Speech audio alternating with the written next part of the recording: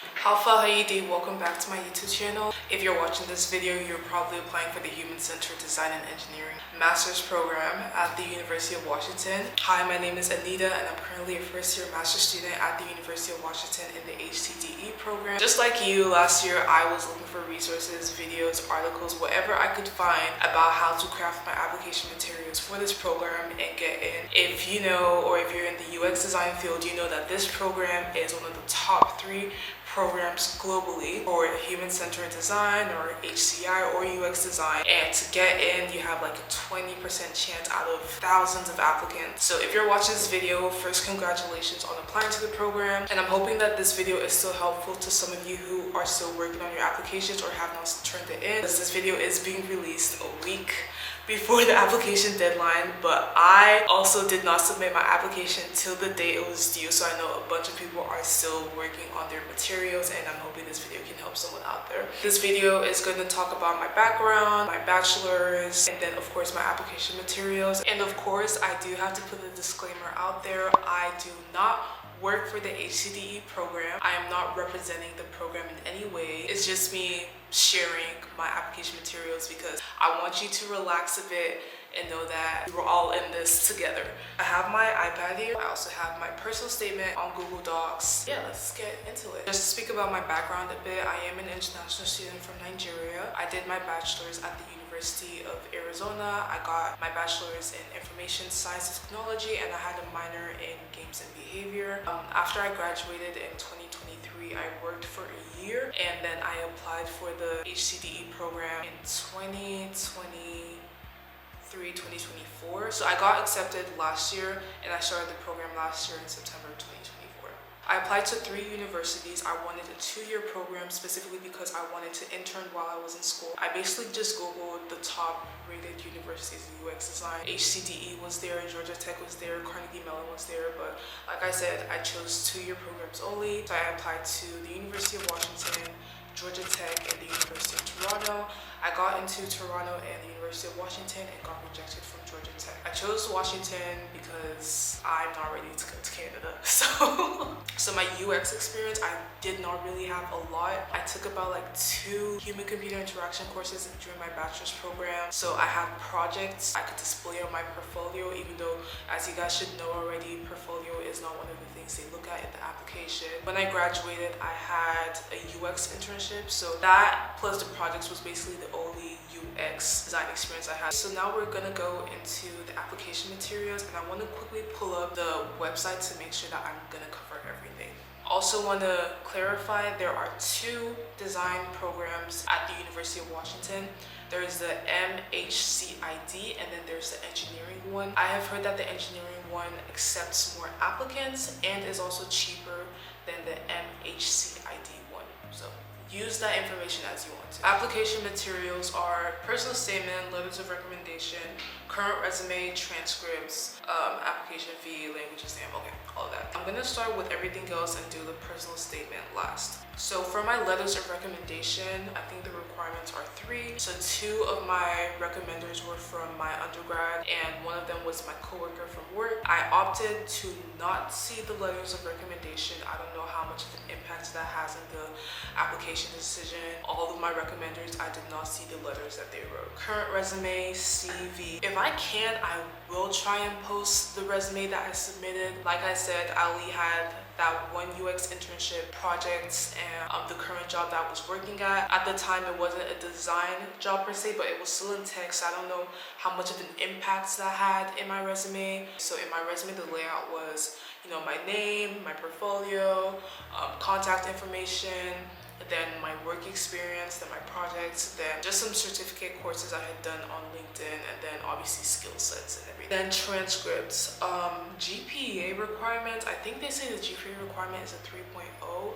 I do want to say that my GPA was 2.9 out of 4.0, and I still got in. And I think the part that everyone is waiting for, personal statement. Every time I look back at this, it just kind of makes me proud. Okay, so I think I'm going to start with the second prompt. just because I think that's easier to explain. It says, please describe your particular interest in human-centered design and engineering. Explain what specific elements of the program make it a good fit for you. How will this program assist you in your longer-term goals? Please provide specific examples. And honestly, this entire section is just picking stuff from the HCDE website. Just go to the HCDE website, like literally do a deep dive, do your research of the program, do your research on the program, literally like go in depth and pick out, be very, very specific about what you're picking out. For example, in the second paragraph, I mentioned the UX speaker series. This is actually a course for certificate students, but HCDE students can take it if they want to. It was something that caught my eye, and fun fact, I did attend one of these speaker series after I submitted the application.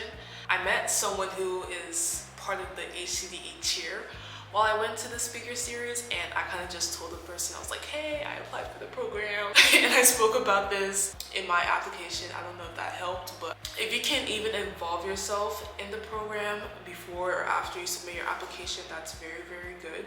This was something that the speaker series is something that I picked out and just spoke about more.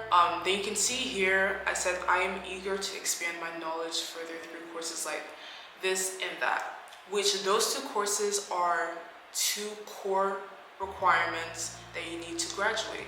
So I think mentioning those, it's like, okay, she really did her research. She's looking at the course requirements. She's looking at the type of classes that she's gonna have to take. One thing I will say is that in every paragraph that you're talking about your experience or your previous activities or whatever, speak positively about your previous experiences. For example, my bachelor's degree, I mentioned how it has equipped me with an understanding of the various roles in the technological sector. So I'm talking good about my previous degree, and I'm mentioning what I want to learn from this new degree that I'm about to get.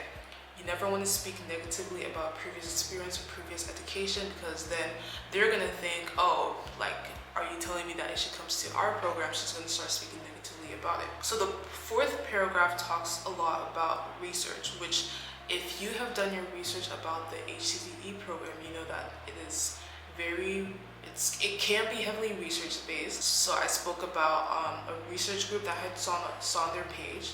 Obviously, they have a lot of research, so I just picked the one that at the moment or at the time that I was writing this paper kind of interested me the most. Last paragraph, I obviously went back to my previous experience or went back to my engagement with the National Society for Black Engineers and then related them back to the HCDE program. So sometimes you want to navigate back to your previous experience and bring it back to something in the program that would make you interested in learning. So the first prompt says, how have your prior activities and experiences prepared you for this program and this field? Please provide specific examples.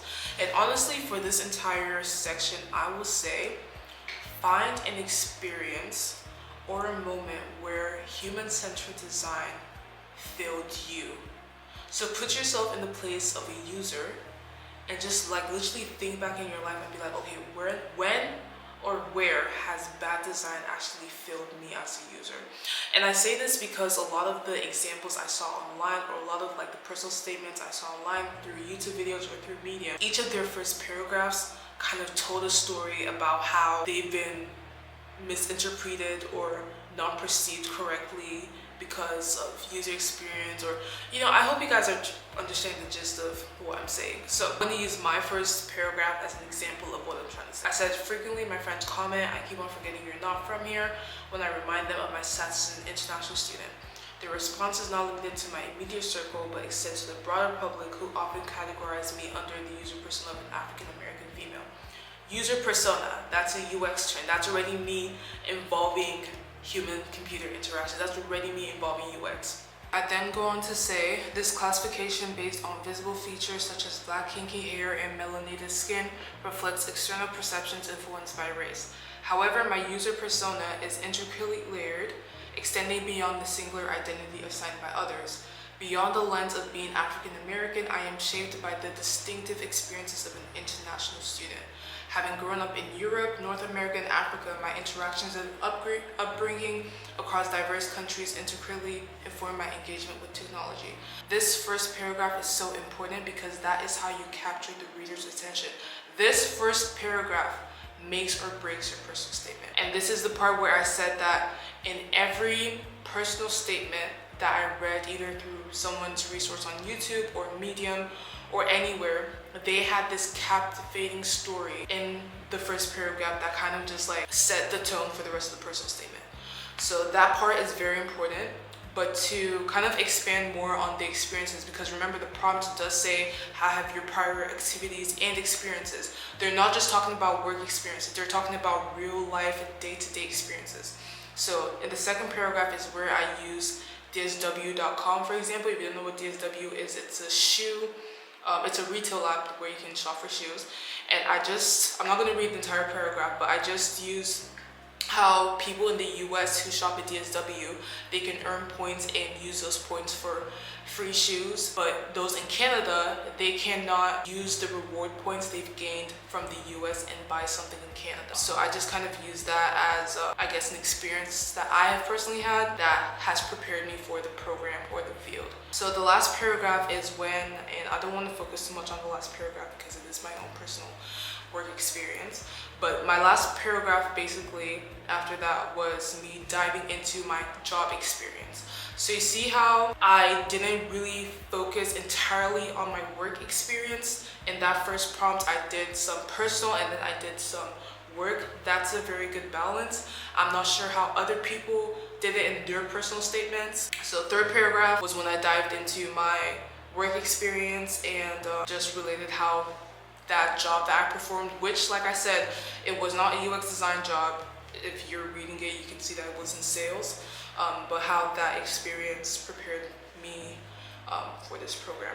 So yeah, that is my personal statement. There's a change of clothes because my camera died the last time I was filming, and I'm back 2 days later because our classes are in the evenings and I've been very, very tired coming back from classes.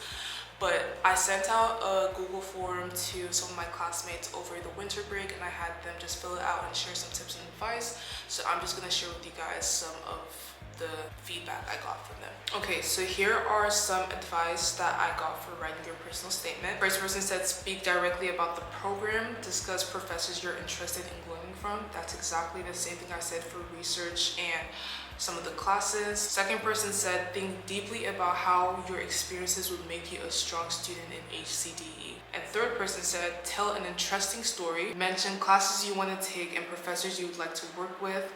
What can the program do for you and what can you do with the program afterwards or even for the program? Don't underestimate your extracurriculars. That is so important. Another question I asked was, what advice do you have for choosing recommenders for letters of recommendation? First person said, choose those who can speak well to your experiences and personality. And third person said, it's best from people who know you and who know your interests. It aligns with your statement of purpose. Like I said, I chose not to view the letters my recommenders wrote, but I really did have a good relationship with them to the point where I trusted them enough to write a good letter that could convince the readers to get me into the program. And see, just like I said, each person that responded to my form, they did not opt in to see their letters of recommendation. Please use this video, don't use it as the guide, use it as a guide. This is not the key to getting admitted. You can still have all these requirements, you can still meet the requirements and not get in. Like I said, it's a very high rated program. There are thousands of applicants. Just believe in yourself, do what you can, and if you're meant to get in, you will get in. Thank you guys so much for watching this video. I'm hoping that it's been able to help you craft your application materials. For those of you who are submitting this year, that is 2025, I'm wishing you all good luck. I know it's due next week. You got this, and hopefully I see some of you guys next year in the program. Feel free to reach out to me on LinkedIn. I will put it down below. Connect with me, follow the HCDE page on LinkedIn as well. And yeah, I will see you guys around. Bye.